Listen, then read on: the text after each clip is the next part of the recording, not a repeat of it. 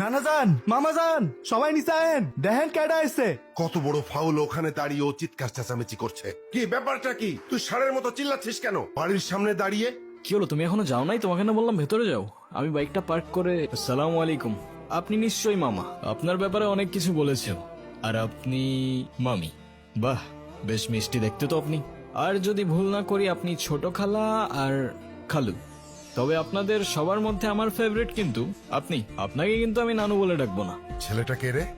মামা ও আতিফ, আমরা একে অপরকে ভালোবেসে বিয়ে করেছি। এই ছেলে, তোমার পরিচয় বলো। আমি আতিফ, আতিফ খান। খান? নামের সাথে খান মেশালেই কি খানদান হয়ে যায় নাকি? কি কাজ করো তুমি? করি তো অনেক কিছুই, এখন কোনটা রেখে কোনটা বলবো? অনেক কিছু করো। আচ্ছা ঠিক আছে, তুমি একটা বলো। এই তো আমি অনলাইনে। কি অনলাইনে কাজ করো তুমি? এই অনলাইনে তুমি কি করো? জুয়া খেলো নাকি মলম বিক্রি করো? আরে না না, ছি ছি ছি ছি ছি। আব্বা আব্বা, আমি আমার ভাগ্নিকে ঢাকায় পাঠিয়েছি কেন? লেখাপড়া করাতে, তাই না? ও বড় বড় ডিগ্রি নিয়ে আসবে, সনদ নিয়ে আসবে। ও কি এনেছে? হ্যাঁ এনেছে, একটা কিছু তো এনেছে। ও বাড়িতে একটা বনশিয়াল নিয়ে এসেছে। ছি। তুমি কিছু মনে করো না, আমার ছেলেটা ওর মায়ের মতো একটু বেশি রাগি, তাই মাঝে মধ্যে ওরে আমি হাফ পাগল বলি। দেখলেই বোঝা যায়। নানু ভাই, তোমরাই তো চেয়েছিলে আমি বিয়ে করিনি, তাহলে এখন কেন সরগর পাকাচ্ছ? হ্যাঁ, আমি তোমাদের পছন্দ মতো বিয়ে করিনি, তাই বলে আমার জামাইকে এইভাবে অপমান করবে? এটা কিন্তু একদম ঠিক হচ্ছে না নানু ভাই। বাদ দে তো, এইসব একটু একটু হয়। আয় নাচ জামাই রে, উপরে আয়। চলো। আসসালামু আলাইকুম। ওয়ালাইকুম আসসালাম। ভালোবাসার মানুষ তখনই সুন্দর যখন সে আমার আপন মানুষেরও ভালোবাসার মানুষ হয়। জীবনে বেঁচে থাকার জন্য খাবারের চেয়ে বেঁচে থাকার ইচ্ছেটাই বেশি দরকার। আর যদি সে বেঁচে থাকার ইচ্ছেটা কোনো এক মানুষের জন্য হয়ে ওঠে, তাহলে জীবনে ঠিক তাকেই রাখতে হয় যে সত্যিই থাকতে চায়। আরে কি করছেন আপনি? মাথা ঠিক আছে আপনার? পাগল নাকি আপনি? মরতে যাচ্ছিলেন কি জন্য? নাও, একে তো এত বড় একটা বোকামি করতে যাচ্ছিলেন, তার উপরে ড্যাব ড্যাব করে তাকিয়ে আছেন। ভ্যাম্পায়ার নাকি আমি? ডোন্ট ওয়ারি, রক্ত খাবো না আপনার। এক সেকেন্ড, একটু পানি খেয়ে নিই। Thank you. তবে এতটুকু জ্ঞান তো দিতেই পারি যে আপনার কষ্ট যতদিন আপনার ভেতরে চেপে রাখবেন না, সেটা বিষ হয়ে ভেতর থেকে আপনাকেই খেয়ে ফেলবে। এখন বলুন, এই বোকামিটা কেন করতে যাচ্ছিলেন? ডোন্ট ওয়ারি, আমি কাউকে বলবো না। আর বলার মতো তেমন কেউ নেইও আমার, না পরিবার না বন্ধু, শুধু আমি, আমার ক্যামেরা আর আমার ওয়াটার বটল। কি ভাবছেন আমাকে বললে আপনার লাভ ছাড়া ক্ষতি নেই? আর এমনও তো হতে পারে যে আপনার প্রবলেম শুনে আমি আপনাকে কোনোভাবে সাহায্য করতে পারি, রাইট?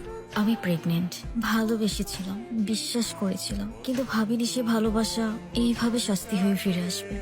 আমি তালুকদার পরিবারের মেয়ে। আমাদের পরিবারের সমাজের নিয়ম না মেনে কিছু করে ফেলা মানে সবার কাছে একটা লজ্জা হয়ে যাওয়া। আমার পরিবার যারা বলে মেয়েরা হচ্ছে ঘরের সম্মান, আর তারা যখন জানবে আমি বিয়ের আগেই, কিচ্ছু বলবে না, শুধু চেয়ে থাকবে। আর ওদের ওই দৃষ্টিতে আমার বুকটা চিড়ে যাবে।